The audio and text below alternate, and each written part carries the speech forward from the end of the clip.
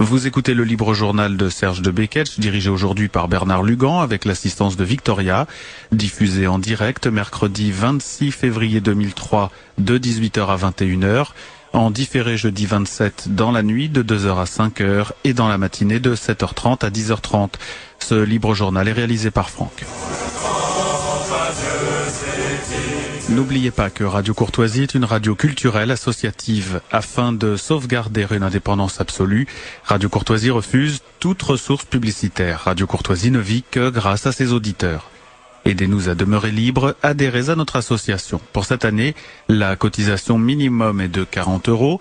Elle comprend l'abonnement annuel au courrier de Radio Courtoisie. Envoyez votre chèque à Radio Courtoisie, 61 boulevard Murat, 75 016 Paris. Vous pouvez intervenir au cours de cette émission par téléphone au 01 46 51 00 85 ou par télécopieur au 01 46 51 21 82.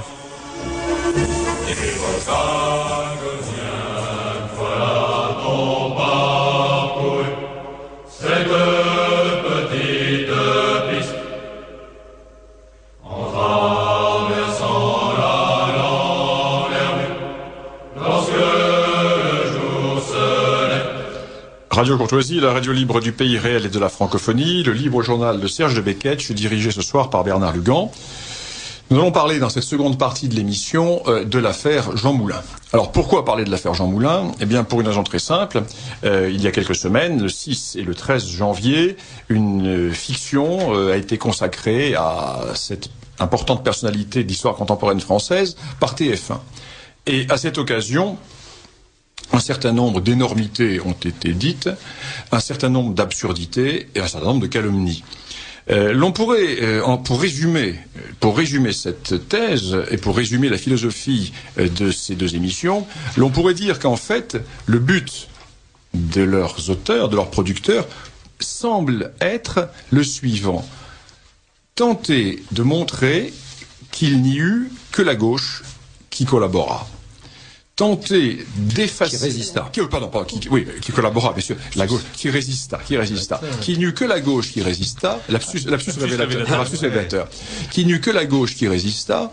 Et dans cette opération, il convient d'évacuer toute référence à une résistance de droite. Oubliant, bien entendu, que la gauche ne résista que tardivement, tandis que... Collabora très souvent. Et fort tôt. Et fort tôt. Tandis que la première résistance fut une résistance de droite. Et souvent une résistance d'ailleurs qui émanait des milieux de l'Action française et des milieux traditionalistes et des milieux nationalistes en général. Et dans ce combat qui semble être un combat pour l'élimination de toute référence à une résistance de droite, nous voyons le dénigrement systématique qui est fait des personnalités résistantes de droite. Et parmi le dénigrement, le dernier qui en est la victime est Guylaine Bénouville. Donc nous allons parler tout à l'heure de Guylaine Bénouville avec son neveu qui est ici présent, car il faut rendre justice à cette grande personnalité à laquelle je suis très attaché, parce que nous avons les mêmes origines, l'Action française. Guylaine Bénouville était un camelot du roi, et qui restait fidèle jusqu'au bout à ses amitiés d'Action française et qui a gardé cette permanence de l'amitié et de la fidélité jusqu'au bout. Et il est important de gommer cet aspect de dénigrement et de calomnie qui apparaît à l'heure actuelle et qui est très nettement apparu dans ces émissions des 6 et 13 janvier. Alors, Jean Moulin est présenté. Moi qui appartiens à une université qui a pour nom l'université Jean Moulin, Jean Moulin est présenté comme l'archétype du résistant. L'archétype du résistant et surtout du résistant de la première heure. Et ce résistant de la première heure, dont le passé et les appartenances politiques crypto-communistes ou communistes sont toujours gommés, ce résistant de la première heure, présenté donc par les médias, est arrêté. Il est arrêté, et à partir de cette arrestation, toute une philosophie, toute une saga, toute une déformation de l'histoire se met en place. Alors, j'aimerais demander d'abord à Dominique Vénère, qui connaît parfaitement cette question, puisque Rappelons-le, vous avez publié, Dominique Vénère, une histoire critique de la résistance chez Pygmalion. Histoire critique de la résistance chez Pygmalion. Vous êtes bien placé pour répondre à la première question que j'aimerais vous poser, qui est la suivante. Dans quel contexte va se faire, dans quel contexte politique, dans quel contexte de rivalité entre les diverses obédiences résistantes, entre les divers mouvements de résistance, va se faire l'arrestation de Jean Moulin? Eh bien, ce qu'il faut d'abord dire, c'est que l'arrestation de Jean Moulin, cette arrestation de Caluire, qui aujourd'hui est présentée comme l'épisode central de la résistance, de l'histoire de la résistance, à l'époque, fut en réalité un incident mineur. Tout à la fois la personnalité de Jean Moulin, comme vous le disiez, qui est aujourd'hui considéré comme personnage central de la résistance, et l'affaire de Caluire, au centre de tout, cela, c'est une fabrication qui est bien postérieure à la Seconde Guerre mondiale et bien postérieure à l'histoire authentique et réelle de la résistance. C'est le résultat d'une double opération politique, initialement conduite par le Parti communiste, en raison, nous y reviendrons, de certains, tout à la fois de liens qui existaient entre le mouvement communiste dans son ensemble et Jean Moulin. C'était un homme de gauche de ce qu'on appelle l'espèce antifasciste, nous y reviendrons également. Bref, pour le Parti communiste, Jean Moulin était une personnalité qu'il convenait de mettre en avant. Jean Moulin avait servi certains intérêts du Parti communiste, ce qui fait que, postérieurement à 1945, dans toutes les opérations de montage, de réécriture de la guerre, de la réécriture de l'histoire, entreprise par le Parti communiste, le mythe le parti des 75 000 fusillés, etc. L'affaire Jean Moulin s'inscrit dans cette stratégie communiste de réécriture de l'histoire, de la résistance et de la guerre.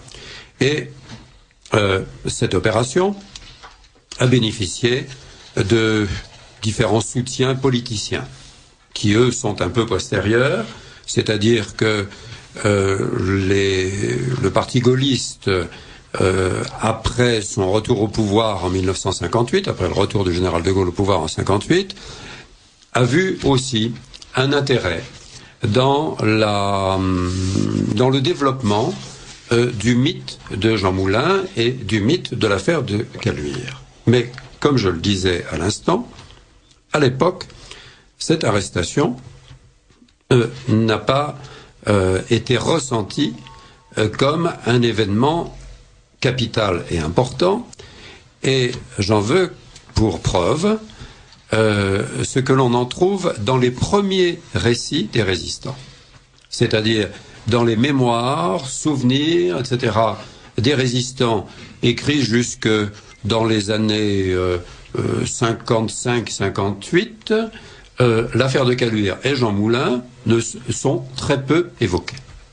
Ce n'est que postérieurement, par une réécriture de l'histoire, comme je le disais, que cet événement, peu à peu, est devenu l'élément central de l'histoire de la résistance. Alors, il faut comprendre le contexte, en effet.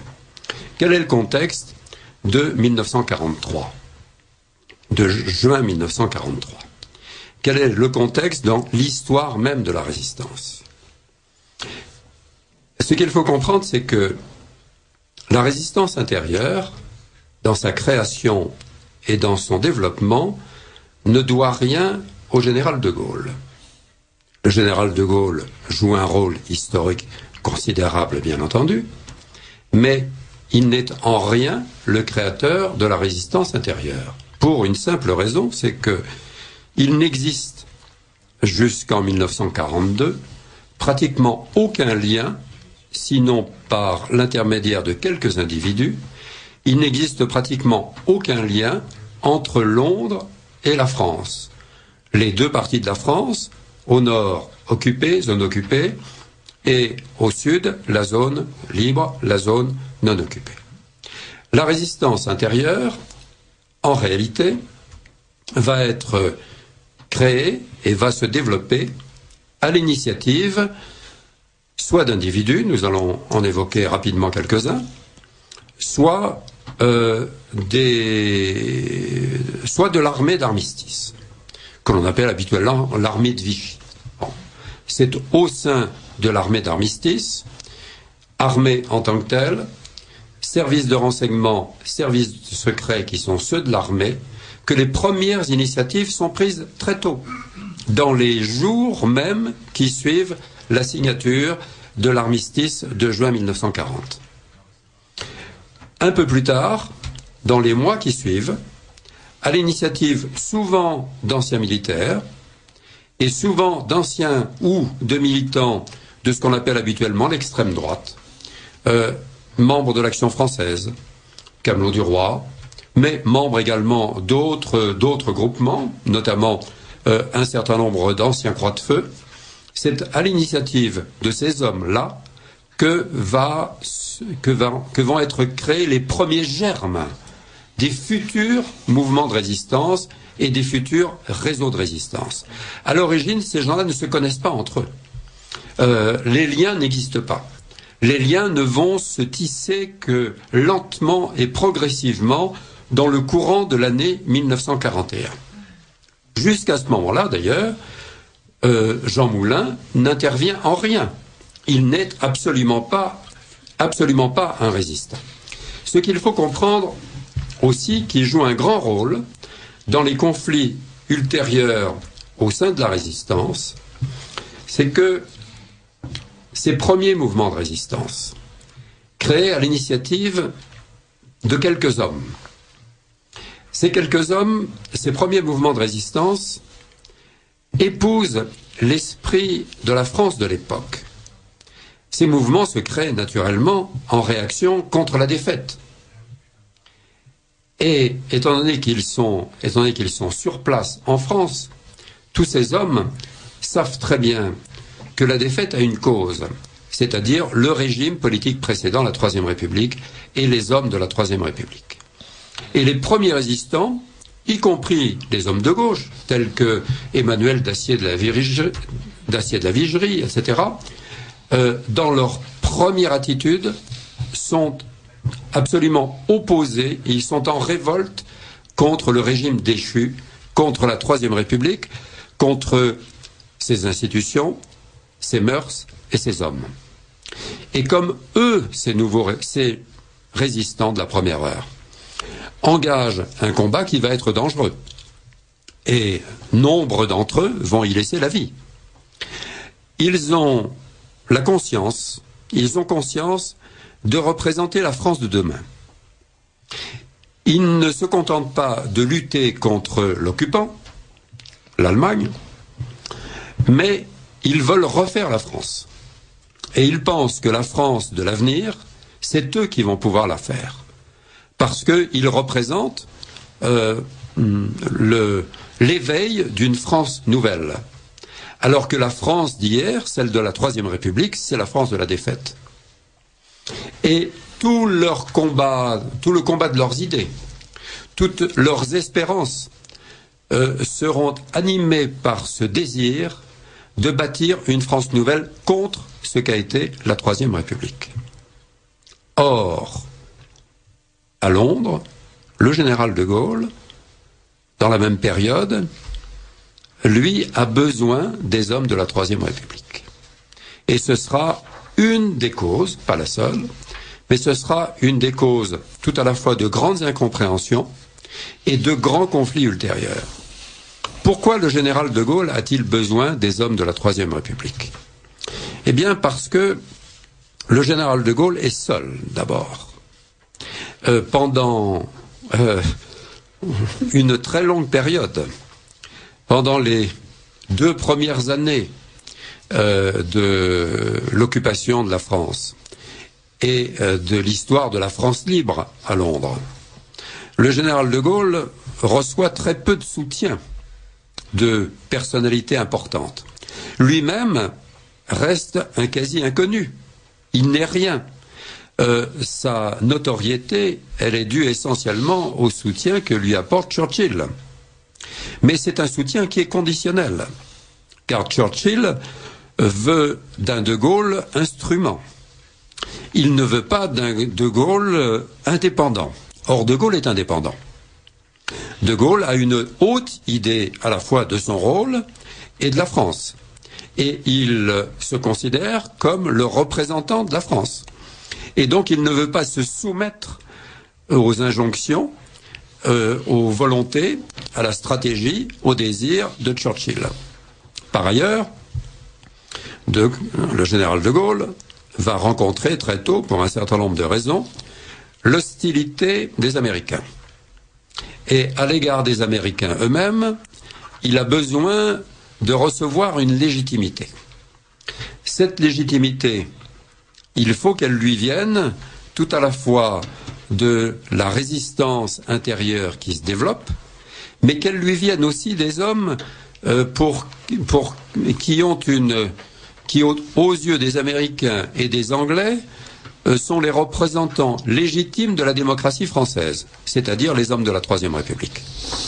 Donc De Gaulle, dans sa stratégie complexe, aura le désir tout à la fois de mettre la main sur la résistance intérieure, pour la contrôler, mais pour s'en servir aux yeux des Alliés, et il aura le désir également de recevoir le soutien des hommes, des politiciens de la Troisième République, car c'est important aux yeux des Alliés. Et c'est dans ce contexte-là que va intervenir Jean Moulin, et que Jean Moulin va jouer un rôle important. Alors j'aimerais revenir sur un point que vous évoquiez au début de votre intervention, Dominique Vénère, et j'aimerais me tourner vers Jacques Hoggard pour revenir sur ce point fondamental qui est celui de la manœuvre qui est à l'heure actuelle destinée à tenter d'évacuer de la mémoire collective française le rôle de la résistance de droite au profit d'une résistance qui n'aurait été qu'une résistance de gauche. Alors Jacques Hoggard, je rappelle que vous êtes colonel de réserve, et je rappelle que vous êtes le neveu d'un des grands résistants de droite, qui est Guylain de Bénouville. Et qui est mis en cause. Et qui est mis en cause. Alors nous parlerons tout à l'heure de sa mise en cause, mais alors pouvez-vous nous parler de cette tentative d'occultation de l'histoire qui vise à ne tenter de présenter la résistance que comme une émanation de la gauche? Je voudrais un petit peu d'indulgence de la part des auditeurs, parce que je ne suis pas historien comme les éminentes personnalités qui sont autour de cette table. Je suis très honoré que vous m'ayez fait signe ce soir, parce que mon oncle n'avait pas d'enfant. Il a des neveux et nièces qui lui étaient très attachés, et dont je suis, et pour lesquels il était un peu un espèce de héros mythique, qui surgissait dans notre vie plus ou moins fréquemment depuis notre enfance, mais qui était vraiment un héros mythique.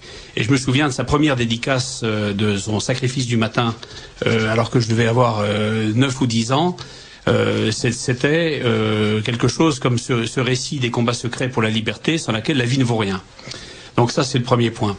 J'ai surtout, comme mes frères et sœurs, été indigné, évidemment, en janvier, quand ce téléfilm est sorti, mais je l'ai rattaché évidemment à toute une manœuvre qui existe déjà depuis un certain nombre d'années et qui n'est pas effectivement innocente, je crois qu'on en a un peu parlé, et qui vise donc à systématiquement, en détruisant l'image, l'honneur de héros tels que lui, contester à la droite d'avoir été la première dans la résistance. Alors je crois qu'il y a un livre d'Alain Griotret qui était sorti il y a pas mal d'années maintenant, qui a été réédité ensuite, je crois, à l'Âge d'Homme. La droite était au rendez-vous. La droite était au rendez-vous. Superbe livre. Qui furent les premiers résistants. Et dans ce livre qu'on trouve encore grâce à l'Âge d'Homme, il est évoqué un certain nombre de grandes figures de la résistance, des tout premiers résistants, comme le disait Dominique Vénère tout à l'heure, notamment Saint-Jacques, Fourcault, Lustuno Laco, etc. C'est un beau titre, La droite était au rendez-vous. La droite était au rendez-vous. Et mon oncle en particulier, Pierre de Bénouville. Alors, Moi, je raisonne un petit peu, non seulement avec mon intelligence, mais aussi avec mes tripes, vous le comprendrez. Je prends un mot un peu militaire, mais on le pardonnera. Dans cette affaire, qui a démarré dans les années 80 par la première mise en cause vient d'un garçon dont on aura l'occasion de reparler, qui est Daniel Cordier, qui a été dans sa jeunesse membre de l'Action française, et puis qui a tourné sa veste pour des raisons très particulières, d'amitié très particulière avec Jean Moulin. Donc je pense qu'on aura l'occasion d'y revenir. Mais Daniel Cordier a renié toutes ses opinions de jeunesse, et je pense qu'il en veut à ceux qui sont restés fidèles à leurs opinions de jeunesse. C'est un argument personnel, mais je ne sais pas ce que les historiens en penseront. Mais donc il a, je dirais, psychologiquement, ça se comprend très bien. Bon, je pense qu'il a de vieux comptes à régler avec les gens qui, issus de sa famille de pensée, ils sont restés fidèles, tout simplement, comme vous le disiez en introduction. Donc Daniel Cordier, qui est si vous voulez, on parlera de Cordier tout à l'heure. J'aimerais que vous nous présentiez rapidement les grandes figures de la résistance de droite. Alors les grandes figures de la résistance de droite, moi, tel que j'ai appris à les connaître, il y a évidemment Rémy, l'agent numéro 1 de la France libre. Il y a évidemment on peut contester France libre ou résistance intérieure parce qu'il y a des va-et-vient de part et d'autre, mais il y a évidemment des personnalités comme Maurice Duclos dit Saint-Jacques, ancien de la Cagoule, qui a été un des leaders du BCRA pendant la guerre. Il y a Pierre Fourcault, qui sera après la guerre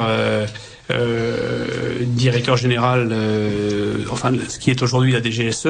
Oui, qui vient également de la Cagoule. Qui vient également de la Cagoule. Il y a il y a Gilbert Renaud, donc de sensibilité très connu pour être monarchiste. Et Renouvin. Il y a Renouvin, bien sûr. Il y a les frères Camaret. Bien sûr, les frères Camaret. Il y a Alain Bénard. Il y a qui encore. Il y a Lagrandière qui tombera au combat dans un maquis du Morbihan en 44.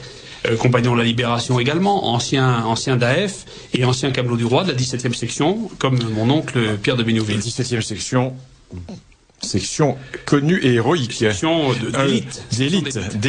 Qui a posé un certain nombre de problèmes à l'organisation. Enfin, très belle section. Section un peu indisciplinée. Ah, moi c'est ma préférée. Mais une belle section. C'est ma préférée. Ils en étaient très fiers. Voilà, donc un certain nombre de personnalités qui ne venaient pas précisément de la gauche, ni même de ce qu'on appelle aujourd'hui pudiquement la droite, mais de la droite musclée, de conquête, qui était la sienne. Merci Jacques Ollard. Alors, avant de poser la question à notre ami Vallat sur le contexte, entre guillemets, de la trahison qui aurait abouti à l'arrestation de Jean Moulin, j'aimerais revenir sur la personnalité de Jean Moulin avec Dominique Vénère. J'aimerais, Dominique Vénère, que vous insistiez sur sa personnalité et sur le rôle de Jean Moulin. Alors, Jean Moulin, dans la résistance, c'est une sorte d'apparatchik de la résistance. Jean Moulin n'a pas recruté un seul combattant ou un seul militant de la résistance. Il a joué un rôle, bien entendu. Mais c'est un rôle administratif et politique. Il a utilisé des résistants. Il a manipulé des résistants dans des intentions politiques dont je vais parler, en raison même de ce qu'il était. Alors, qui était-il? Préfet de la Troisième République, franc-maçon, ayant joué un rôle très important à l'époque du Front populaire, car il fut au cabinet de Pierre Cotte et, d'une façon générale, l'homme des actions secrètes au profit des Rouges pendant la guerre d'Espagne. Et ce rôle à l'époque n'était absolument pas connu. Tout cela, ce sont des actions qui étaient parfaitement secrètes, mais qui lui ont permis d'entrer en rapport avec les services secrets soviétiques.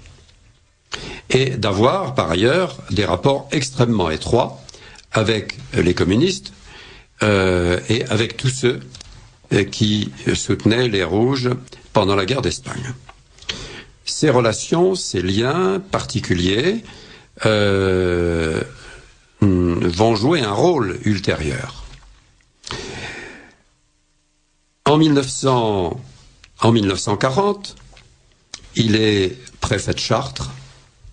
Il y a, lors de l'arrivée des Allemands à Chartres, un incident qui est aujourd'hui mis en avant comme quelque chose de fondamental et de fondateur. Il s'insurge vraisemblablement contre le comportement des premières autorités allemandes qui arrivent à Chartres. Mais très vite après, il entretiendra avec les autorités allemandes des rapports de bon voisinage qui n'ont pas toujours été ceux de la préfectorale, parce qu'il y a des membres de la préfectorale qui, de façon très précoce, ont manifesté une résistance implicite.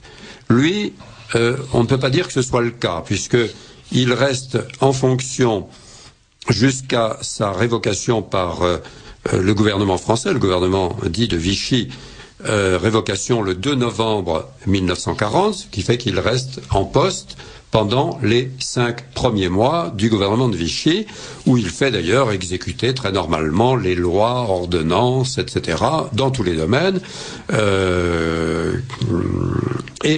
Lorsqu'il sera révoqué, les autorités allemandes de Chartres se plaindront parce qu'ils le considéraient comme un interlocuteur privilégié. Donc, à partir du 2 novembre 1940, il n'est plus en fonction, il est libre d'agir comme il l'entend. Alors, on a reconstitué, ou différents historiens, Daniel Cordier lui-même a contribué à la reconstitution de son itinéraire. Pierre Péan, dans un livre aussi, a contribué à la reconstitution de sa vie cachée dans la période qui va précéder ses activités de résistance.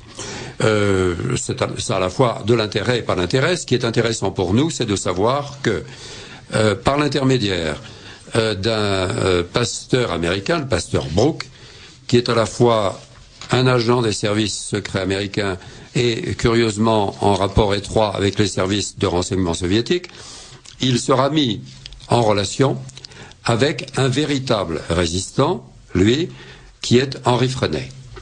Ce contact avec Henri Frenay se passe pendant l'été, en juillet 1941. Ce contact joue un rôle excessivement important pour l'avenir parce que Henri Frenay est vraiment l'organisateur ou le concepteur de ce que sera la résistance intérieure. Et à l'été 1941, il a jeté les bases de ce que sera ultérieurement à la fois le mouvement combat et la future armée secrète.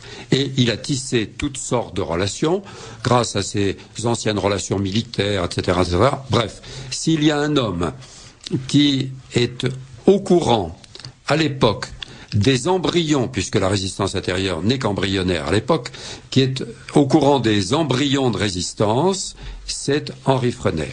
Et Henri Frenay raconte, sans donner nécessairement de nom, bien entendu, mais il raconte, ou il explique à cet ancien préfet, Jean Moulin, quelles sont à la fois ses intentions et sa stratégie.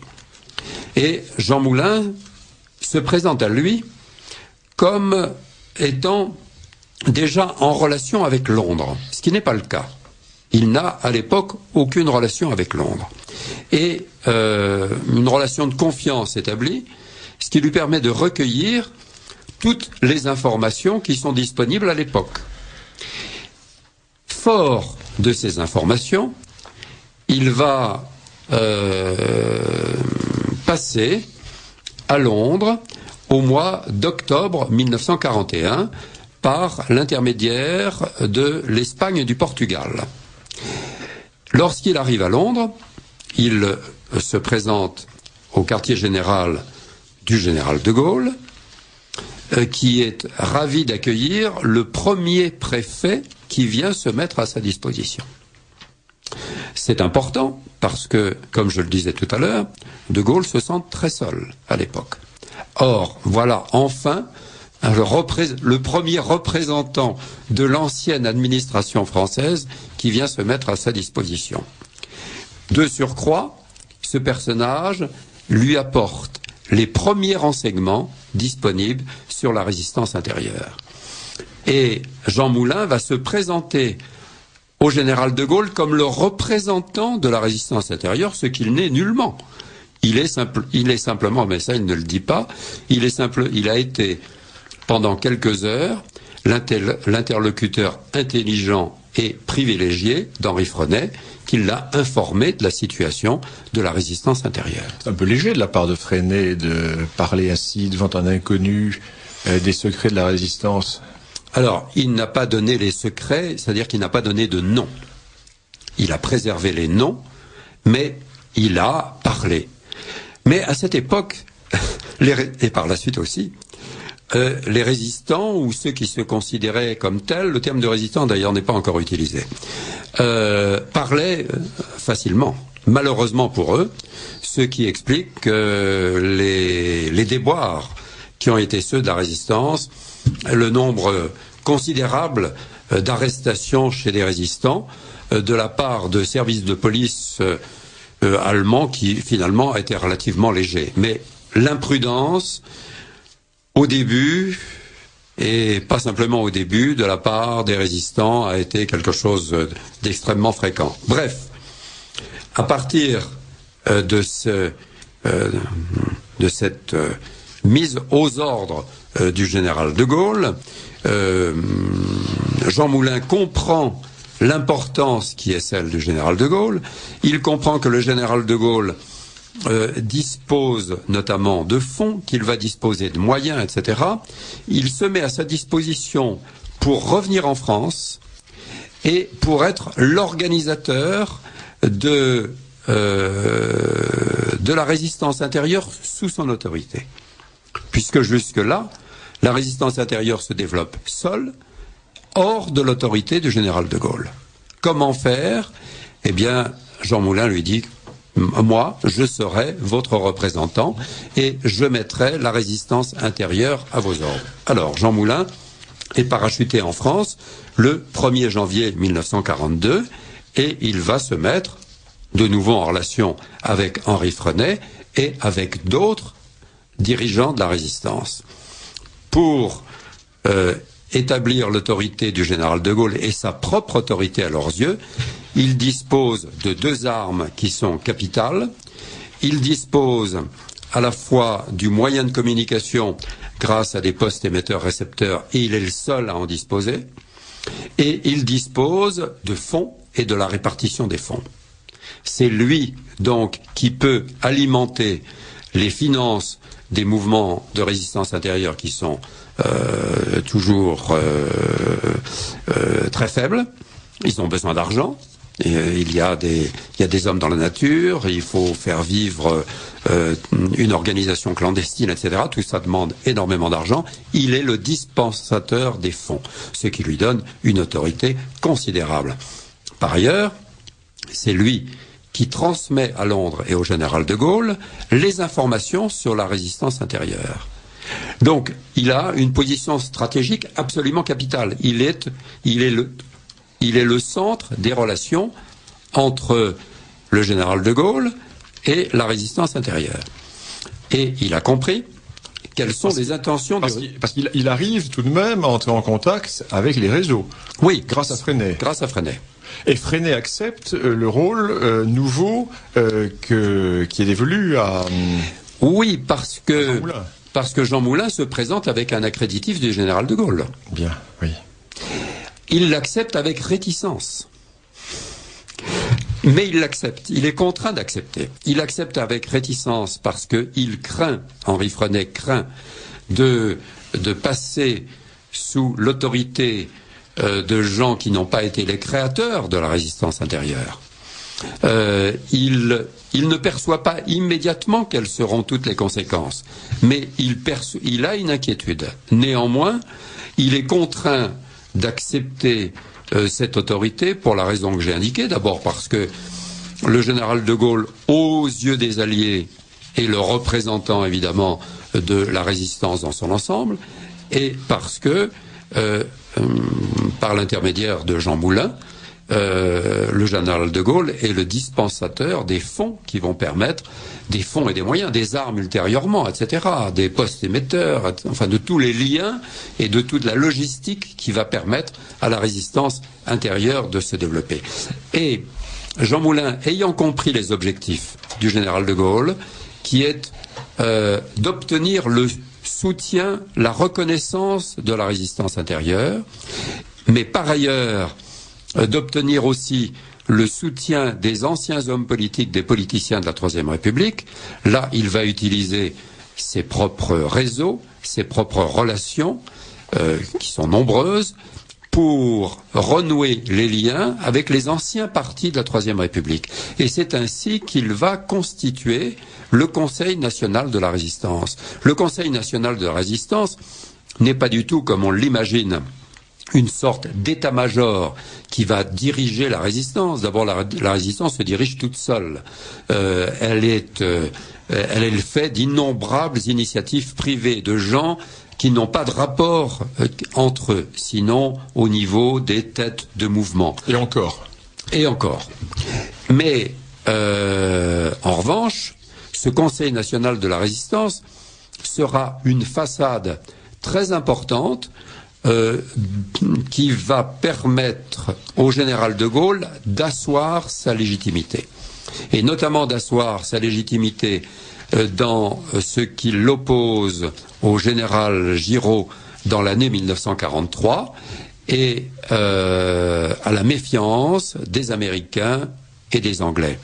À partir du moment où le CNR a été constitué, où le CNR qui est composé à la fois de représentants de la résistance intérieure et de représentants des anciens partis. À partir du moment où le CNR a reconnu le général de Gaulle comme étant le chef de l'ensemble de la résistance française, à ce moment-là, il a joué son rôle. Ce qui fait qu'au moment de l'arrestation de Caluire, en juin 1943, Jean Moulin et le CNR ont joué leur rôle et ils ne joueront plus aucun rôle. Au moment de la libération de Paris, lorsque le CNR, qui est présidé par Georges Bidault, veut en quelque sorte exiger du général de Gaulle d'être reconnu comme l'autorité de la résistance intérieure, le général de Gaulle refuse et les écarte. Et le CNR ne jouera plus aucun rôle. Ce qui fait que CNR, Jean Moulin, ont joué un rôle politique important dans la stratégie du général de Gaulle. Une fois ce rôle joué, ils n'ont plus leur rôle, leur rôle, CNR, Jean Moulin, est secondaire. Le CNR va continuer à jouer un rôle, il va être de plus en plus entre les mains du Parti communiste, qui a une vieille habileté politicienne et qui en fera l'un de ses instruments. Mais c'est un instrument que le général de Gaulle aura soin d'éliminer dès la libération, dès qu'il pourra imposer son propre pouvoir en France. Voilà donc quelle est la situation réelle, le rôle réel de Jean Moulin et du CNR. Comme je le disais au début, à l'époque, c'est un rôle qui était, pour la résistance intérieure, tout à fait secondaire, et l'arrestation de Jean Moulin, à l'époque, n'a pas suscité une crise grave à l'intérieur de la résistance, et n'a absolument rien changé au développement de la résistance française, qui de toute façon se développait indépendamment de lui, puisqu'il n'en était en aucune façon le créateur ou l'animateur. Alors merci Dominique. Vénère, venons-en maintenant à l'arrestation de Jean Moulin, puisque nous sommes au cœur de cette question. Je me tourne vers Jean-Claude Vallat. Alors Jean-Claude Vallat, vous avez publié de très nombreux ouvrages sur la question contemporaine et sur la Seconde Guerre mondiale. Vous venez de publier un ouvrage totalement différent, mais tout de même qui se trouve dans une certaine filiation. Un ouvrage très intéressant sur la phalange espagnole, Ledesma Ramos et la Phalange espagnole, au cahier libre d'histoire. Nous aurons tout à l'heure l'adresse des cahiers libres d'histoire. Et vous êtes un très bon connaisseur de cette période. Et vous êtes lyonnais d'origine, vous avez travaillé sur la résistance et sur la collaboration dans la région lyonnaise. Alors je me tourne vers vous et posons directement la question. L'arrestation de Jean Moulin est-elle, d'après vous, le fait de malencontreux hasard et de recoupement au sein des réseaux, ou bien est-elle le résultat d'une trahison ? Il est très difficile de répondre à cette question, parce que d'abord, les imprudences, les hasards et les malveillances peuvent s'additionner. Un facteur n'exclut pas l'autre. Il y a eu beaucoup d'imprudence au sein de la résistance. Dominique Venner y faisait allusion tout à l'heure, et des imprudences souvent au plus haut niveau. Le fait que Jean Moulin lui-même soit arrivé à la réunion de Caluire le 21 juin 1943, donc à cette réunion au cours de laquelle il sera arrêté, avec plus d'1 heure de retard, enfreignant ainsi toutes les règles de sécurité, est une imprudence considérable. Et comme par hasard, je le dis entre parenthèses, il arrive avec plus d'1 heure de retard, avec les Allemands derrière lui quasiment, qui arrivent dans la minute ou les minutes qui suivent, ce qui fait que certains, je pense notamment à l'historien Jacques Benach, avanceront l'hypothèse selon laquelle Jean Moulin aurait été suivi par les Allemands à son insu. Autre imprudence de Jean Moulin, pour donner un exemple encore, c'est en avril 1943. Jean Moulin rencontre dans un appartement de l'avenue des Ternes à Paris Pierre Brossolette et le colonel Passy. Passy, qui est le chef du BCRA, est arrivé en France en mission avec Brossolette. Et il rencontre donc Jean Moulin, et Brossolette n'est pas du tout d'accord avec la politique menée par Jean Moulin au sein de la résistance intérieure. Et la discussion s'engage, et Jean Moulin se met à hurler. Nous avons le témoignage de Passy qui le raconte dans ses mémoires. Passy parle de cris et de vociférations de la part de Jean Moulin pendant 1 quart d'heure dans un immeuble où logeaient des Allemands. Là, on frôle l'inconscience totale, et ce n'est pas un résistant de base, un résistant lambda qui commet cette imprudence, c'est l'envoyé spécial, le délégué permanent du général de Gaulle. Donc, les imprudences ont été commises, et au plus haut niveau.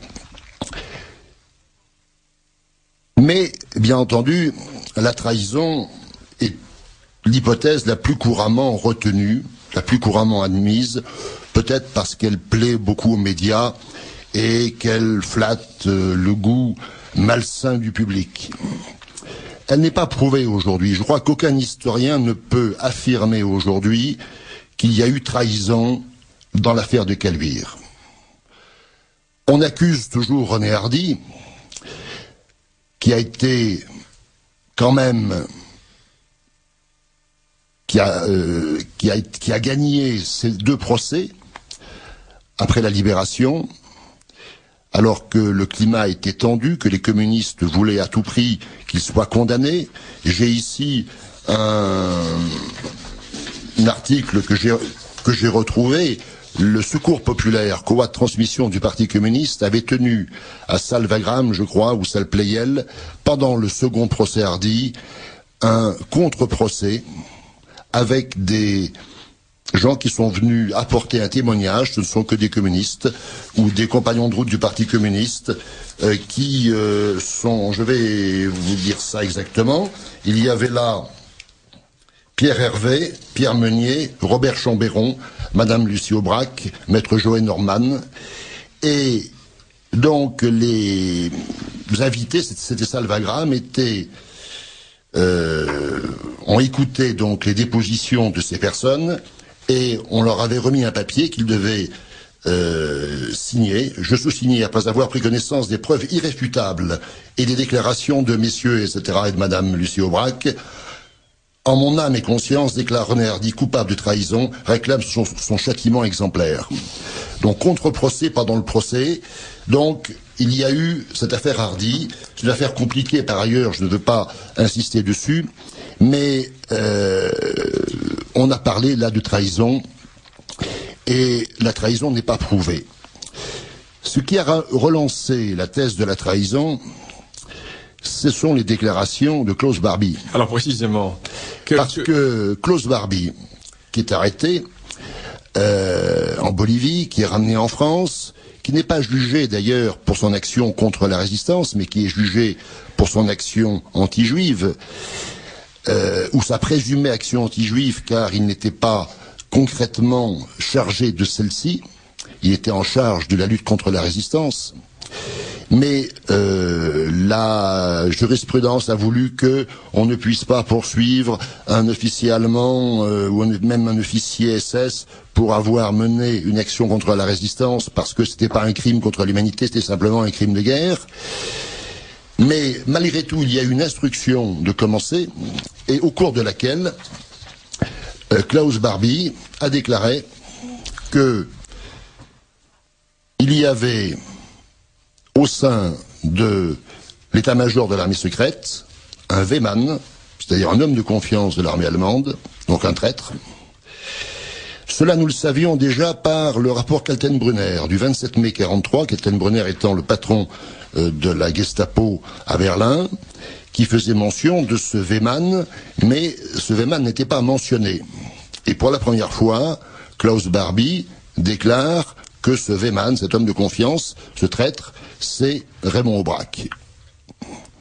Il le déclare devant le juge d'instruction, devant le juge Ami, à Lyon, au cours donc de cette instruction sur l'affaire de Caluire, et quelques mois plus tard, Jacques Vergès, avocat de Barbie, dépose devant le même juge d'instruction un mémoire de plusieurs dizaines de pages, confirmant cette accusation et la développant. C'est ce qu'on a appelé le testament de Barbie. Barbie est toujours vivant.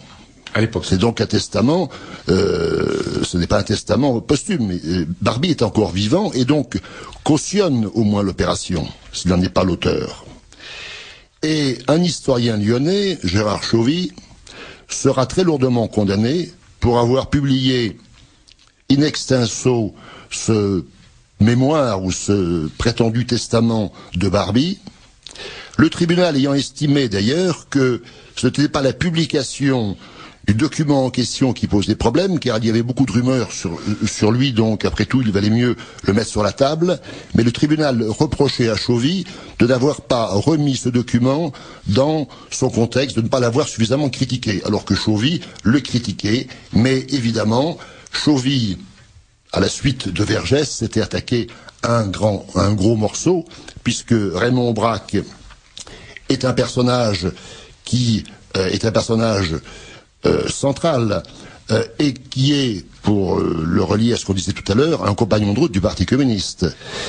On ne sait pas trop quelles étaient ses convictions à l'époque. Sa femme, Lucie Aubrac, avait été militante des jeunesses communistes avant-guerre, et lui-même sera, après la guerre, un membre important, un rouage important de l'internationale communiste.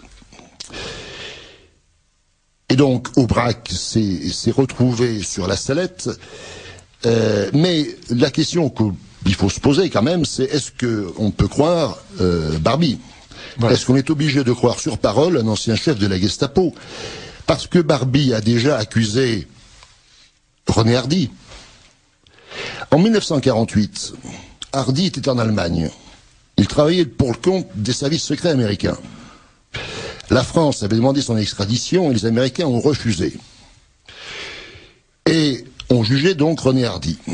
Et dans le cadre de l'instruction de René Hardy, on a envoyé un commissaire de police, le commissaire Bibb, en Allemagne pour interroger Barbie.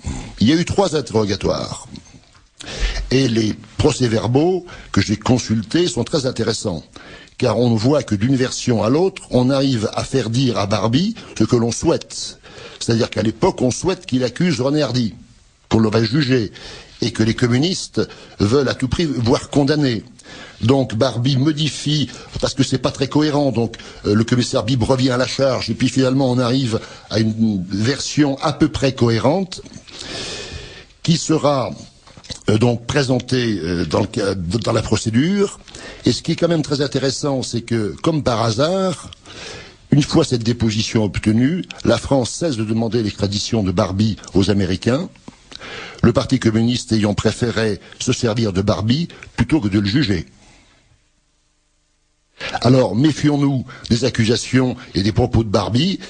Barbie défendait sa cause, défendait sa peau peut-être, enfin pas sa peau parce qu'il ne pouvait pas être condamné à mort devant la justice française, mais finalement a réglé peut-être des comptes et il a joué son jeu, il a pris sa revanche éventuellement, mais nous n'avons pas à le croire sur parole.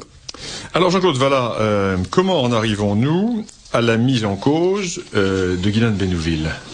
Alors, la mise en cause de Guylaine Bénouville, elle est en grande partie due à Pierre Péan, et également à un personnage que l'on a évoqué tout à l'heure, à Daniel Cordier.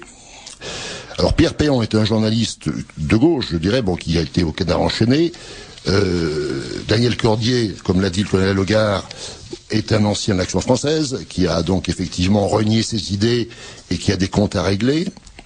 Mais Cordier a essayé est toujours plus, dans ses écrits, est toujours plus prudent. Alors que Péan sait prendre plus de risques et Péan est sûrement celui qui a joué le rôle le plus important. Je signale au passage d'ailleurs que Péan et Cordier ont été les conseillers de la production pour le téléfilm qui est passé sur TF1 au mois de janvier. Ce qui explique. Tout à fait. Ce qui explique, voilà. Avec Georges Gay sans train. Voilà. Il faut que l'équipe soit complète. C'est ça, il faut que l'équipe soit complète. Alors, en fait, Péan a trouvé en Bénouville un client idéal, si je puis dire. Puisque, pour eux, la résistance est essentiellement un phénomène de gauche.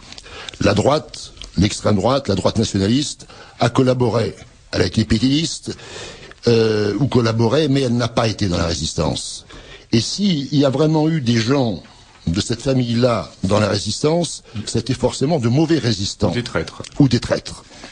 Alors, concernant Pierre de Bénouville, évidemment, Péan rappelle un certain nombre de choses. Il rappelle qu'il a été camelot du roi, qu'il a été à la cagoule. Je ne sais pas s'il rappelle qu'il a fait un petit séjour en Espagne du bon côté pendant la guerre civile. Il rappelle ou révèle que Pierre de Bénouville, en septembre 1940, a pris la rédaction en chef d'un hebdomadaire niçois qui s'appelait L'Alerte, qui était un hebdomadaire pétainiste, dans lequel il a lui-même écrit des articles très élogieux à l'égard du maréchal, mais Pierre Péan ne comprend pas ou ne veut pas comprendre qu'en septembre ou octobre 1940, tout le monde en France est pétainiste, y compris Henri Freinet. Car ce rejet de la Troisième République, dont parlait très bien Dominique Vaner tout à l'heure, eh bien, il s'accompagnait, surtout au début, d'une sympathie évidente et d'une reconnaissance profonde à l'égard du maréchal Pétain, qui était venu réparer les conneries, si je peux dire, de la Troisième République. Donc, Bénouville a été rédacteur en chef de cette publication, ce qui évidemment aux yeux de Péan n'est guère acceptable. Bien sûr, Bénouville part en Algérie avec l'intention de rejoindre la France libre. Il part en février 1941.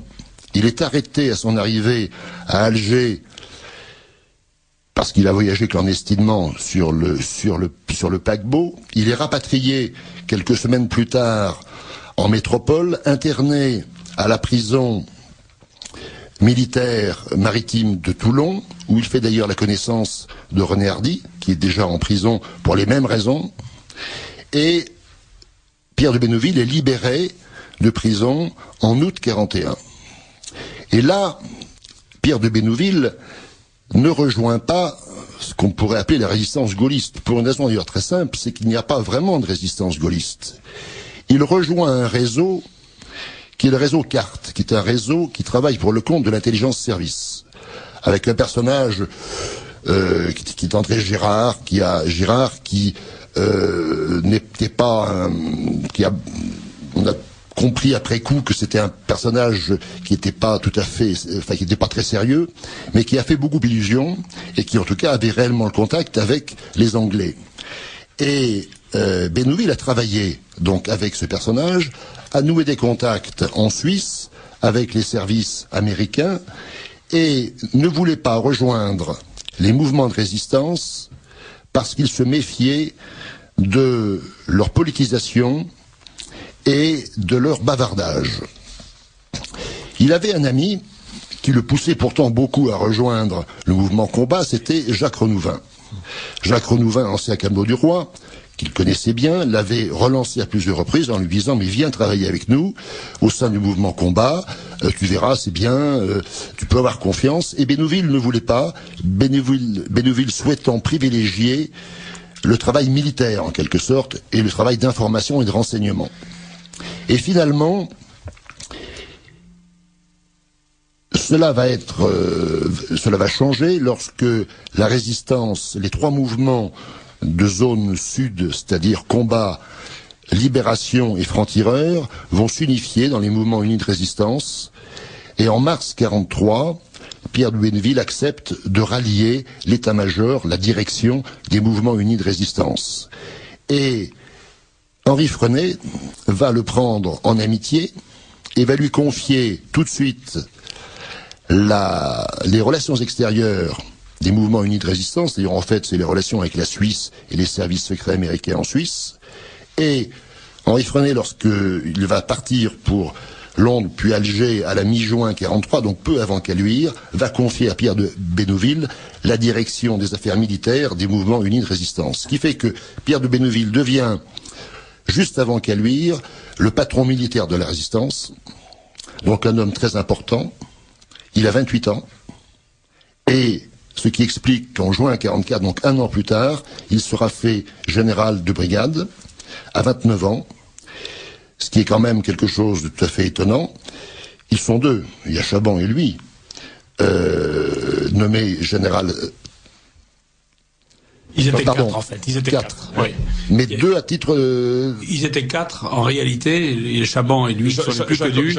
Mais il y en a deux autres qui sont moins connus, qui sont Chevance-Bertin et... Mais Chevance-Bertin l'était déjà, non? Non, il était officier d'active, mais il n'était pas général, loin de là. Il était lieutenant-capitaine, quelque chose comme ça. Et puis, il y a de Jussieu-Boncaral pour faire le quatrième. Voilà.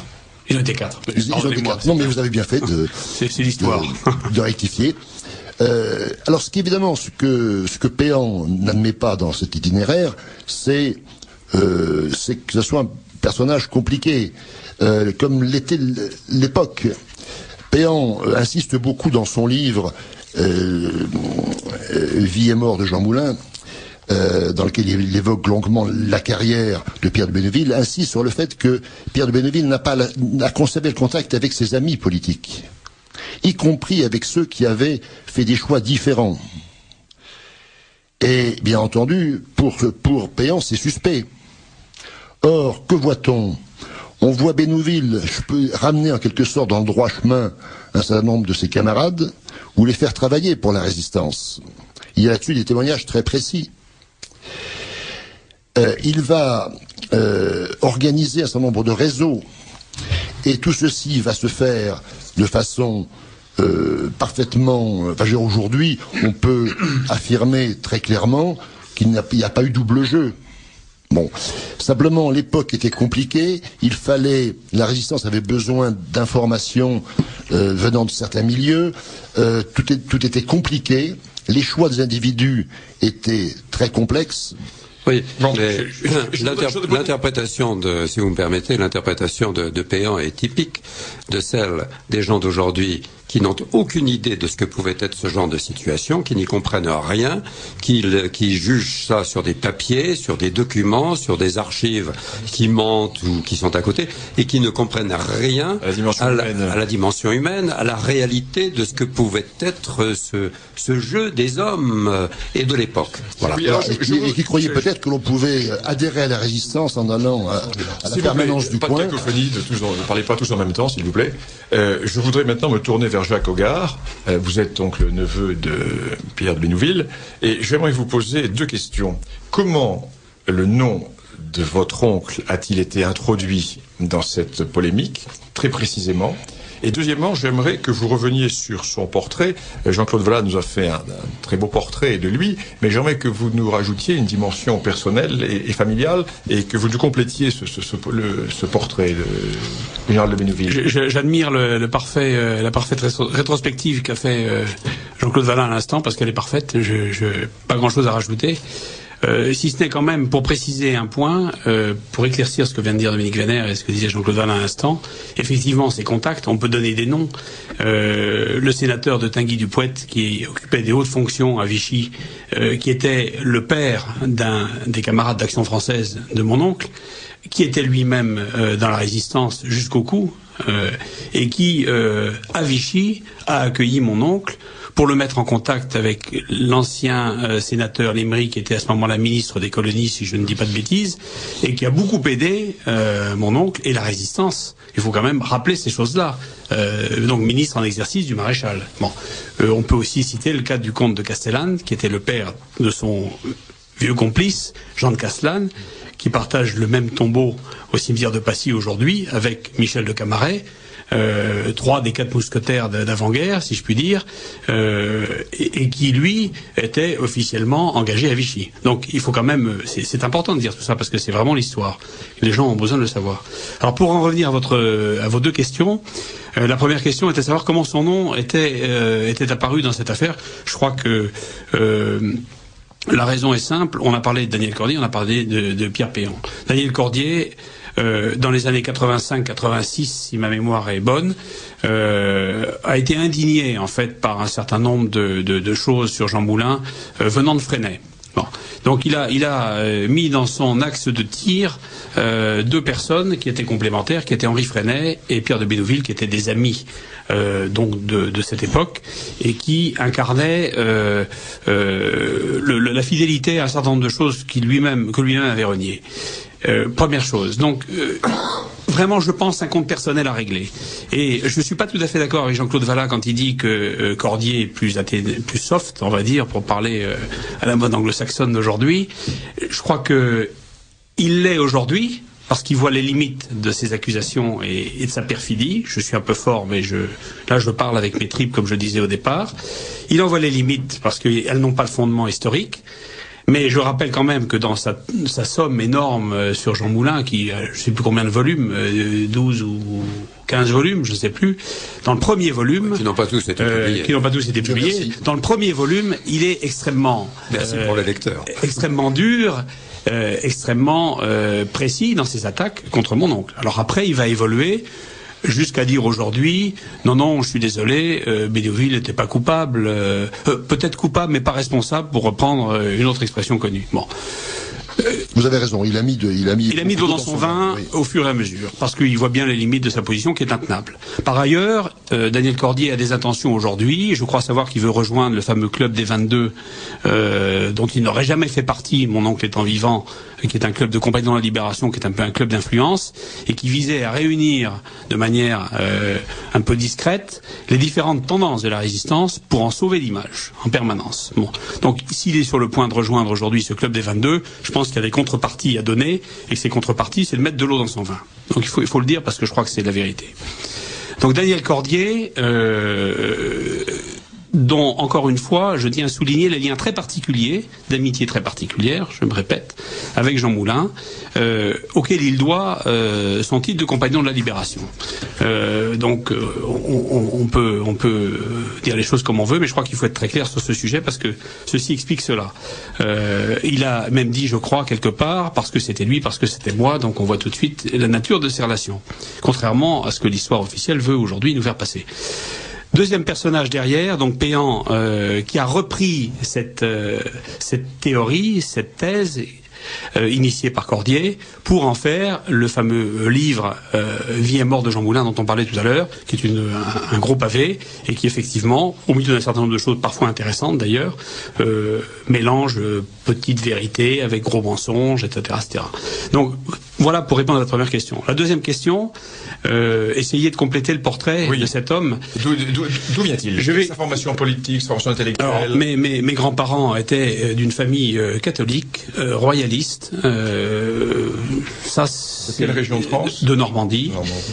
Très attaché à un certain nombre de choses qu'il a trouvées dans son berceau en naissant. Il avait une mère, donc ma grand-mère, qui était une personne pour laquelle j'ai une grande vénération. Elle est morte quand j'avais 15 ans, mais je pense souvent à elle avec émotion, qui lui a apporté, je crois, les valeurs de l'existence les plus essentielles, que sont l'honneur, la fidélité à l'amitié, à la parole donnée, le dévouement intégral à la patrie, pouvant aller jusqu'au don de soi, etc.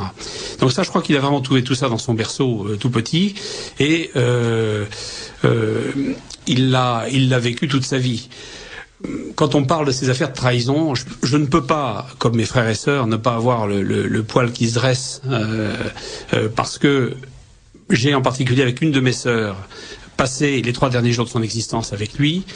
Nous l'avons un petit peu accompagné, il savait qu'il était parvenu presque au bout du voyage.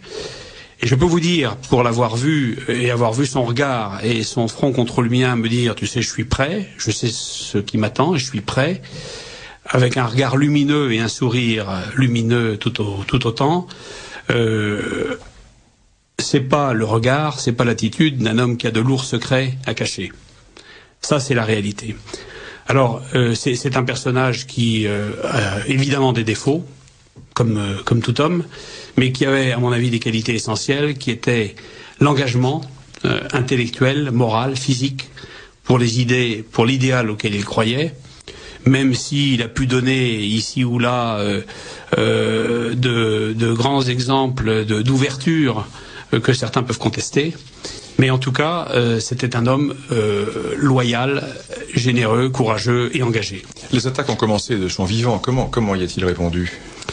Il y a répondu dans les années où Cordier a commencé ses actions de désinformation et de diffamation.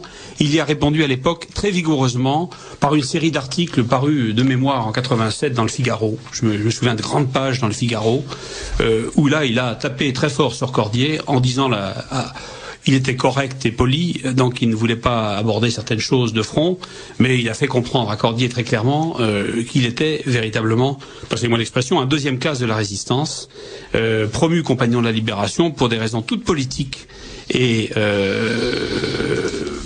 plus proches de l'alcôve que de la réalité du terrain et du combat, et qu'il valait mieux qu'il se taise. Bon.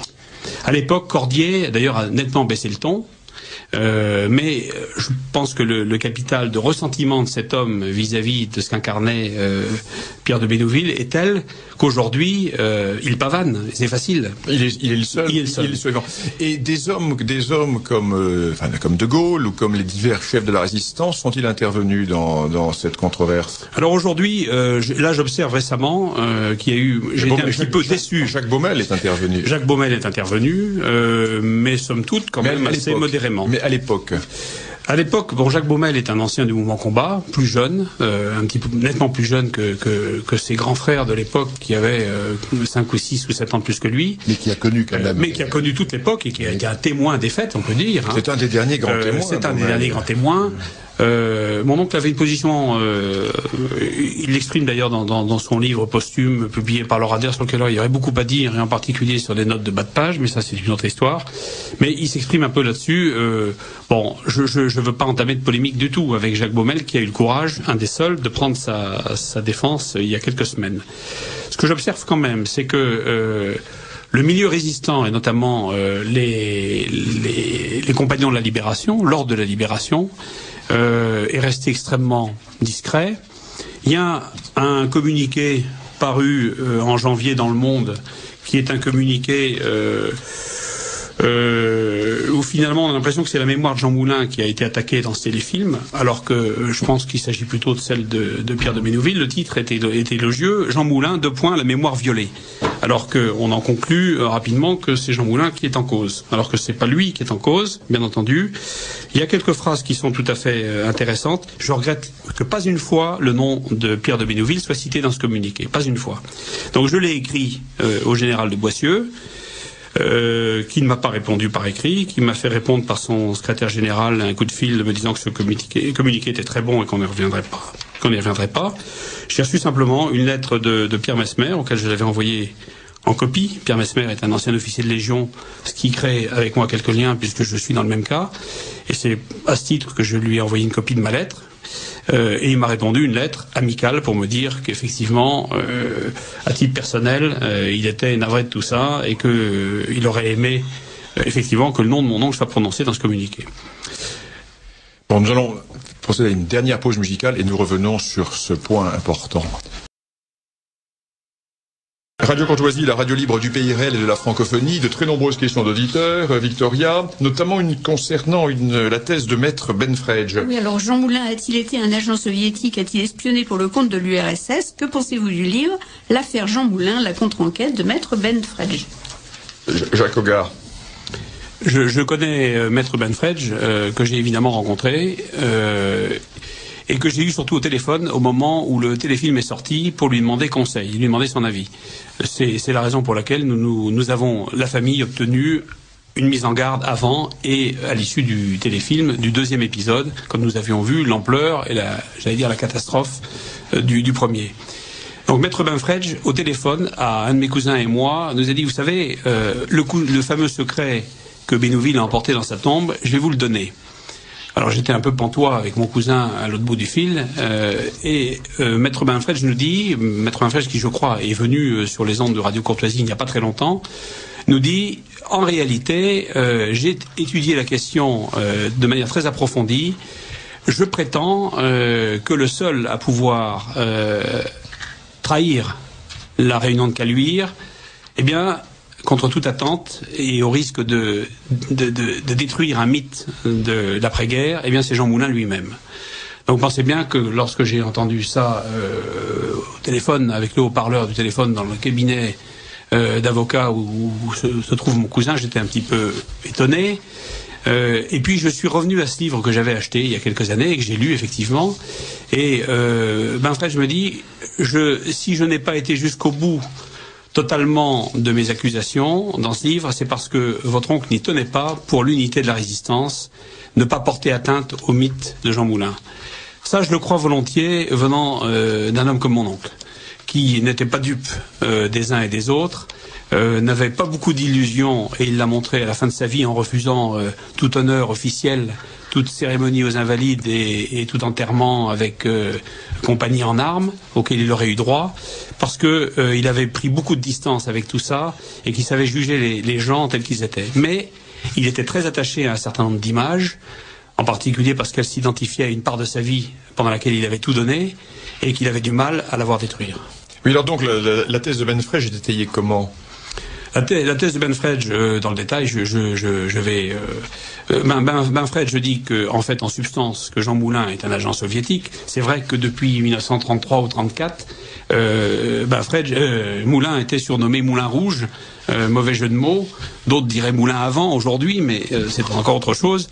Et c'est vrai qu'à l'époque, Moulin avait donné, on en a parlé, un certain nombre de gages au milieu communiste. Donc la thèse d'Henri Freinet, reprise par Benfredge, est que Moulin est un agent soviétique. Ce serait auto-livré, c'est quand même... ça part rocambolesque. Alors, en fait, le but, selon Benfredge, en résumé, hein, encore une fois, est que cette réunion puisse servir à faire tomber les dirigeants fascistes, entre guillemets, de combat, qu'étaient Freinet et Bénouville, et qui devaient, dans son esprit, se rendre à cette réunion. Donc voilà, en résumé, la thèse de Benfredge. Et c'est pour cela que Moulin serait arrivé en retard. Et c'est pour ça que Moulin serait arrivé en retard, escomptant qu'à son arrivée, les Allemands auraient fait la besogne et il n'y aurait plus rien à voir et plus rien à faire. Oui, là nous sommes dans le domaine... Alors, bon, c'est la thèse de Benfredge qu'il minute, qu'il détaille, elle peut être contestée, je suis pas historien. Donc le livre de Benfredge est un livre que l'on peut trouver encore. Je crois que nous avons une référence. Un auditeur nous envoie la référence. L'affaire Jean Moulin, la contre-enquête, c'est un livre qui date de 1990. Tout à fait. D'après cet auditeur, et qui était publié chez Albin Michel, avec une préface de Jacques Soustel, qui est grand résistant. S'il en fut. Et ne venant pas, lui, alors pour le coup, des milieux de droite, d'avant-guerre, mais ayant fait un chemin inverse, méritoire, tout à fait inverse. Mais ce qui est intéressant, ce livre, on ne le trouve plus en librairie, on le trouve par contre sur Internet, par le biais de bouquinistes spécialisés, on le retrouve, puisque une de mes sœurs l'a racheté récemment par ce moyen. Victoria, nous avons des questions d'auditeurs ou des précisions d'auditeurs. J'aimerais que vous nous les communiquiez, s'il vous plaît. On nous reproche de ne pas avoir cité certains noms. Le président Pitot, qui était président de la Résistance, Monsieur Roman Petit. Roman Petit, bien sûr. Oui. Grand personnage. Qui peut parler de Roman Petit? Je finis l'OCM avec Vaugeois et Jacques Arthuis, voilà. Qui peut parler de Roman Petit, je peux en dire deux mots. C'est un ancien camelot du roi qui a été le fondateur des maquis de l'Ain et qui a joué un rôle important dans les affaires de maquis, d'ailleurs pas seulement de l'Ain, mais également des Alpes, et qui a cette particularité d'avoir fait défiler ses maquisards dans les rues de Oyonnax le 11 novembre 43, en pleine occupation. Les Allemands n'étant pas dans Oyonnax ce jour-là, mais c'était une opération très symbolique. Je rappelle, pour approfondir un certain nombre de points se rapportant à la résistance de droite, je rappelle le livre de Dominique Vénère, l'histoire critique de la résistance, publié chez Pygmalion. C'est un livre qui a été publié il y a 3 ans, je crois, Dominique. 95. Il a été publié en 95, mais il vient d'être réédité. Chez Pygmalion. Chez Pygmalion, oui. Nous avons quelques remarques d'auditeurs encore. J'ai par exemple une auditrice, c'est à propos de votre livre, c'est pas à propos de l'affaire Jean Moulin. J'ai plus rien sur Jean Moulin pour le moment. Oui, nous arrivons au terme de l'émission. En définitive, mais une auditrice vous demande ce que veut dire God bless Africa avant d'acheter votre livre. Bon, écoutez, c'est une plaisanterie. Mais non, c'est pas une plaisanterie. Qu'est-ce que ça veut dire? On parle pas anglais, nous ici, on parle français. Dieu bénisse l'Afrique. Voilà. Dieu bénisse. Là-haut. Je rappelle les livres qui ont été cités, si vous voulez. Jean-Claude Vallat, Ledesma Ramos et la Phalange espagnole, au cahier libre d'histoire, Librairie nationale, 12 rue de la Sourdière, Paris 1er. De Dominique Vénère, je recite, Histoire critique de la résistance, c'est aux éditions Pygmalion pour 24,50 €. Et l'affaire Jean Moulin, donc la contre-enquête, chez Albin Michel. Préface de Jacques Soustel de l'Académie française. Je voudrais poser une dernière question à Jacques Cogar. Avez-vous l'intention d'écrire un livre pour réfuter ces accusations qui sont largement médisantes et pour défendre la mémoire de votre oncle? Alors, il se trouve qu'il y a maintenant 1 an et demi, donc avant la mort de mon oncle, j'ai fait la connaissance chez lui d'un écrivain, d'un historien de la résistance, qui est lui-même ancien résistant, qui s'appelle Guy Perrier. Et Guy Perrier a écrit notamment une biographie sur Rémy, qui est parue il y a à peu près pas tout à fait 2 ans maintenant. Et Guy Perrier, je lui ai dit en sortant de ce rendez-vous commun chez mon oncle, il va pas tarder à être attaqué parce qu'il va mourir et que les loups se jetteront tout autour. Non, pas les loups, les hyènes. Les hyènes. Le loup est mon frère noble. C'est vrai. Mais les hyènes. Les hyènes. Les hyènes. Alors disons les hyènes. Et donc j'avais demandé à ce moment-là à Guy Perrier de poursuivre un projet qu'il avait, dont il venait de parler devant moi à mon oncle, qui était en fait de rédiger sa propre biographie. Donc ce livre est en cours. Il paraîtra aux éditions Perrin dans les mois qui viennent, je pense, à la rentrée. Nous en reparlerons quand il sortira, c'est une bonne nouvelle. Voilà. 2-3 questions importantes d'auditeurs qui viennent de nous arriver. Alors, j'ai rencontré le docteur Grassin, une femme dont le père était préfet de la Résistance. Celui-ci lui a toujours dit que les responsables de l'arrestation de Moulin étaient les époux Aubrac. Le docteur Grassin est mort il y a peu. Le docteur Dugoujon ou un membre de sa famille, son demi-frère notamment, ou sa belle-sœur, n'aurait-il pas joué un rôle dans cette affaire? Et dernière question. On trouve, c'est pas une question, on trouve encore le livre de Benfred chez Albin Michel. Alors qui veut répondre rapidement en 2 minutes, à ces remarques d'auditeurs à propos de Dugoujon? Jean-Claude Vallat? Dugoujon, il n'y a pas grand-chose à dire, sinon une belle-sœur de Dugoujon était à la milice. Bon, mais c'est des choses, montre simplement qu'à cette époque, les familles pouvaient être divisées. Et sur rien d'autre à dire sur l'auteur du Goujon. Eh bien écoutez, chers auditeurs, nous arrivons au terme de notre émission. Jacques Cogar, merci. Jean-Claude Vallat, merci. Philippe Conrad et Dominique Vénère, merci. Chers auditeurs, bonsoir. Rendez-vous donc au mercredi 19 mars à 18h pour notre prochaine émission. Nous remercions la technique et nous rendons l'antenne.